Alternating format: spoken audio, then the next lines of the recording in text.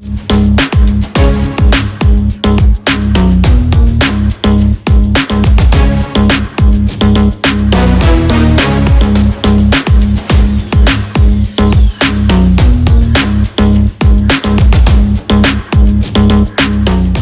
morning, Rebecca. Good morning, Carla. Thank you so much for coming to my office. It's great to see you. It's great to be here. To start, just to introduce you, of course, you are a journalist, but not only that, a former editor of Harper's Bazaar Art, as well as a moderator. You are a public speaker, as well as an art consultant. So, as we said, journalism is definitely evolving. It's not dead, I guess. It's just that the traditional one-way communication is turning into a two-way conversation. Journalism with social media is changing so much. Why and how do you see this? Thanks again for having me, Carla. And this is a very big question. I think it is definitely changing the way that we communicate. Journalism definitely isn't dead. I don't think it's ever going to die. I mean, I think storytelling is part and parcel of human nature. It's been going on forever. But the way we're telling those stories is changing. You know, it's instead of having a big, fat newspaper, now we have, most of us read our news online. That said, I think there is still this tug of war. I've often called it a little bit of an identity crisis. I think that media is in right now. We're really in a rapidly changing digital world that's changed our everyday lives. Because I would like us to a bit try to inspire the younger audience that are listening, or they might want to pursue their career in the journalism in that field. What would you like to tell them? Does it require really a lot of resilience, commitment, patience, this domain? I never thought I'd be a journalist, to be honest. This is something because I love writing, and I always thought it'd be something I do on the side. You know, I have a master's in art history and another master's in conflict resolution in Middle Eastern and Islamic studies, and because I fell in love with the Middle East, and I literally thought that I would just write a few articles on the side or maybe do some research projects, and it just sort of flowed, it just happened. And yeah, it's been challenging. It's a very hard field. It's so much part of my life, and sometimes it overtakes my life, I'll be honest. You get a story and you become completely enraptured in the story and almost obsessed, or you're traveling, because I travel a lot, and you're tired when you're traveling. It doesn't always look as glamorous, I think, as everybody thinks. But it does require a lot of resilience, and it's a labor of love. But I think it's also very important to cultivate, empathy, emotional intelligence too, exactly. and self-care, because it's not. I think sometimes a lot of us forget, and also the world forgets when we're reporting these stories that we're just as affected too. We're taking on. It's a two-way street, and that's why some of the best articles are the most powerful, because they're emotional. Even if they're politically reported, even if it's someone who's in a conflict zone, or even if someone who's in an art exhibition and looking at a really beautiful painting, but the painter, who might have been dead, experienced something incredible, and that author, that journalist, is relaying it. So I think it's a lot of things, but I think if you love something, it can take you to amazing and magical places. Yeah. But I think what's really important, and it's something that I have been pondering over for the last few months, is if you feel yourself that you start comparing, because there's all these temptations to compare, particularly with Instagram and social media, the press, people around you. If you feel that way, that actually lowers, your energy, it lowers your passion, it lowers all the positivity that you can bring to the world. Today, how can we differentiate an influencer, a blogger, from a journalist?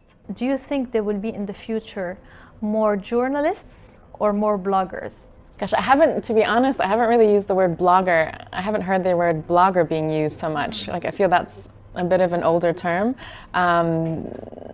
Journalism, like I said, is not going to go away, and I think it is a real art form. Being able to not just not just go to an event with your phone and take pictures of the event, but be looking at the event and placing it within the context of a greater, history, or I don't know, it could be a socioeconomic event within a culture and history.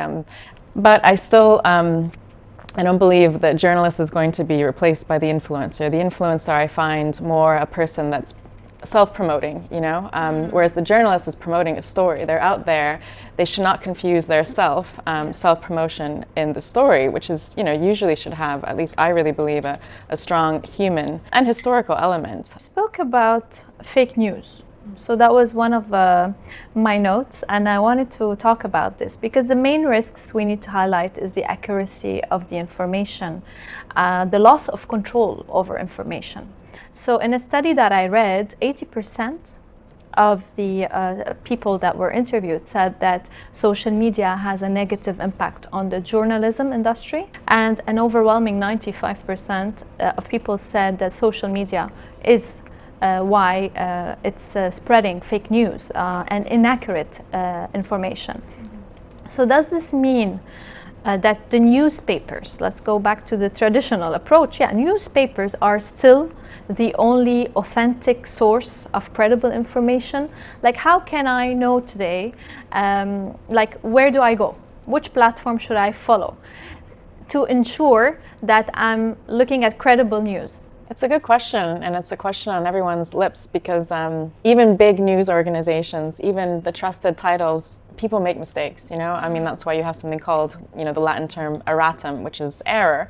And sometimes a fact checking, or there's something that will happen and you should be putting that in doing your due diligence to say this is wrongly reported, this is the accurate information. That's what you do in a standard article or magazine. Or in terms of social media, yes, it's been, I actually just wrote an article about this, but it is causing a lot of threats, I'd say, to, you know, to reporting. There are also fewer fact checkers, I think. Brands like Meta have a big responsibility to be also doing fact checking. But there's some tweaks that need to be done there too. I know that Meta here, they've said that they're doing a lot of research. You know, every time, you know, something gets posted on Facebook or on Instagram, they're trying to do constant verification and that kind of thing. But there needs to be there needs to be a lot of control. There needs to be it's in the process. I think we're sort of in the middle of this and figuring out how to kind of navigate between all of these different platforms, which is overwhelming, I think, for all of us, you know. Just reading from a screen, in your opinion, is it the same experience than reading from a book? Or, like, do you think print is dead? I definitely don't think print is dead. I remember when I was, you know, right at the end when I was still editing Harper's Bazaar, and I used to have some people or some advertisers, they'd say, but, you know, no one reads, Rebecca, you know, you're going to print this magazine, no one's going to read it. And it hurt me because, of course, you're spending a lot of time writing this. It's a big magazine, it's thick, we're, you know, writing and editing and checking and everything. Print is definitely not dead, and there's nothing like holding a book. I mean, I am a traditionalist, and while I really, really love magazines, I have moved on now because I think it's such a hard form of journalism that I don't think people are picking up and reading as much as they were before, just because you know, digital and video and social media have overtaken sort of, you know, the beautiful print magazine. But I still believe those are going to be printed.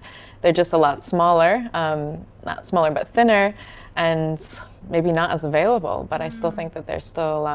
But I think there's a pleasure in print, definitely. And when you receive a magazine, for example, I still receive few magazines, for example, at home, or I purchase few. Sometimes I pick up few.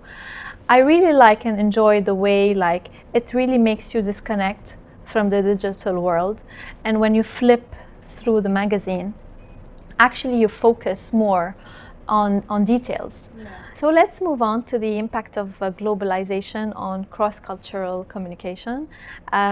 You have started your career in Europe, right? So you've been in the Middle East for so long as well. Tell us more about your experience, if you notice differences in the way we communicate. It's a big question, Carla, but to answer that, yes, I think every culture has its own way of communicating, even in the midst of globalization, which obviously is making things perhaps more uniform, particularly with, you know, through entertainment, through TV series and movies. But for sure, I think it's just about being open-minded to the cultural nuances and to ways of communication, and that's important. You focus a lot on art So you've supported a lot of emerging artists. Tell us more about your experience. I mean, if you have any project you worked on that is so dear to your heart, please feel free to tell us more. Would love to know.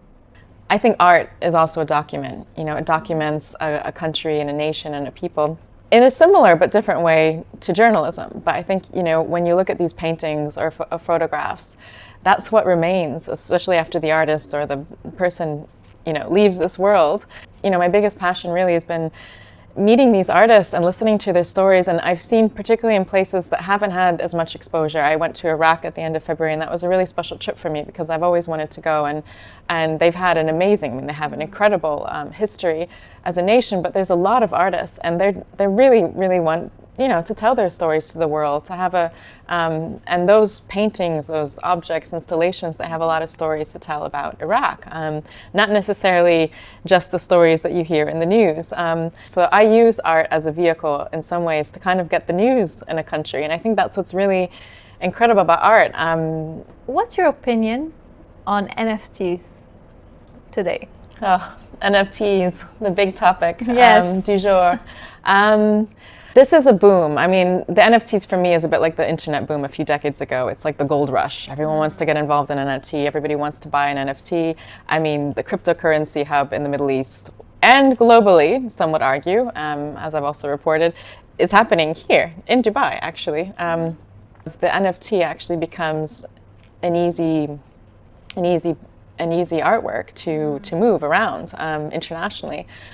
I think it's too early to see, though, in my opinion, not everyone will agree, how long this is going to last and what is, it's boomed right now. It's really, it's in an upward curve motion, but what will happen? I think it's only time to see what these big platforms, OpenSeas and other, you know, trading vehicles, you know, that are buying and selling these NFTs, what will happen to them? I think it's still very, very young. It's exciting. Yeah, it's exciting, definitely. It is. It is in a way, a new way again of communicating, a new way of expressing yourself. Yeah. And I think a younger generation it's quite interesting. They have a different way of seeing things. The world is evolving. We need to adapt and wait and see. I would like to thank you this year for being a nominator for the LOBA Awards, the Laika Oscar Barnak Awards 2022. It was really incredible to have you on board, and thank you for nominating great photographers, giving them an opportunity to be more recognized as well on a global level. What does authenticity mean to you, and how do you manage to remain authentic? It's a great question. I'm a big fan of authenticity and being authentic. I think that is a buzzword these days, and it's not an easy thing to do because you're bombarded with so many different people, different ideas every day on social media, but I think people really need authentic voices. And I think to stay authentic, you need to have time to turn off the phone, turn off the noise, and listen to what's important to you. Re-evaluating sometimes is important for us to remain authentic and to continue doing what we want to do with passion, with giving back to the society, contributing to a change in someone's life, or it's really fantastic. I mean, thank you so much. What you do is really inspiring. Thank you so much, Rebecca, for coming. Thank you for your time.